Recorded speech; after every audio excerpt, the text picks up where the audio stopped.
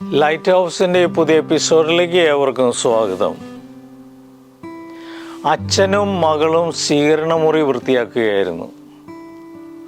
അമ്മയും മകനും മുറ്റം വൃത്തിയാക്കി കൊണ്ടിരിക്കുകയായിരുന്നു. അതിനിടയിൽ സ്വീകരണമുറിയിൽ നിന്നൊരു പൂപ്പാത്രം നിലത്ത് വീണ് പൊട്ടി. ശബ്ദം കേട്ട് മുറ്റത്ത് നിന്ന മകൻ അമ്മയോട് പറഞ്ഞു, അത് അച്ഛനാണ് താഴെയിട്ടത്. അമ്മ ചോദിച്ചു, അത് നിനക്ക് എങ്ങനെ മനസ്സിലായി? മകൻ പറഞ്ഞു, അച്ഛൻ ഒന്നും മിണ്ടുന്നില്ല.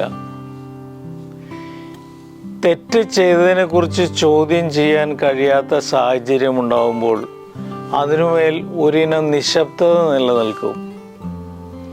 നിരന്തരമായി മറ്റുള്ളവരുടെ തെറ്റുകൾ വിമർശിച്ചു വിലയിരുത്തുന്നവരാണെങ്കിൽ ഒരിക്കലും സ്വന്തം പിഴവുകൾ അംഗീകരിക്കാൻ തയ്യാറാകാത്തവരായി മാറിയേക്കാം.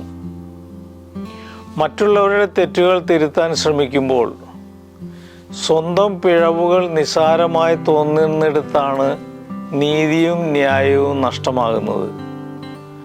അവരവർ ചെയ്യുന്ന തെറ്റുകൾക്കുള്ള ഉത്തരവാദിത്വം അവർ തന്നെ ഏറ്റെടുക്കേണ്ടതുണ്ട്. തങ്ങളുടെ തെറ്റുകൾ കണക്ക് കുറഞ്ഞ് പരിഹരിക്കാൻ പഠിച്ചവരായാൽ മാത്രമേ പുതിയ തലമുറയ്ക്ക് ഒരു നല്ല മാതൃക കൈമാറാൻ കഴിയൂ. മുതിർന്നവരുടെ ചെറിയ തെറ്റുകൾ പോലും ശ്രദ്ധിക്കപ്പെടാതെ പോകുമ്പോൾ അതിന് ചുറ്റും നിസ്സംഗതയും നിശബ്ദതയും നിറയുന്നു. അത് ഇളം തലമുറയുടെ മനസ്സിൽ എന്ത് മാറ്റങ്ങളാണ് സൃഷ്ടിക്കുന്നത്?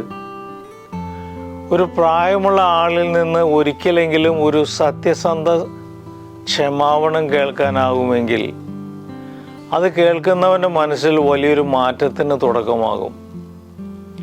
അഹംഭാവത്തിൻ്റെ വെളിച്ചത്തിലേക്ക് കടക്കാൻ അത് വഴിയൊരുക്കും.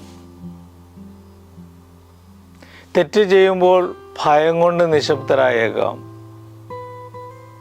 തെറ്റ് അംഗീകരിക്കുമ്പോൾ കിട്ടുന്ന ബഹുമാനമാണ് അതിന് പകരം വേണ്ടത്.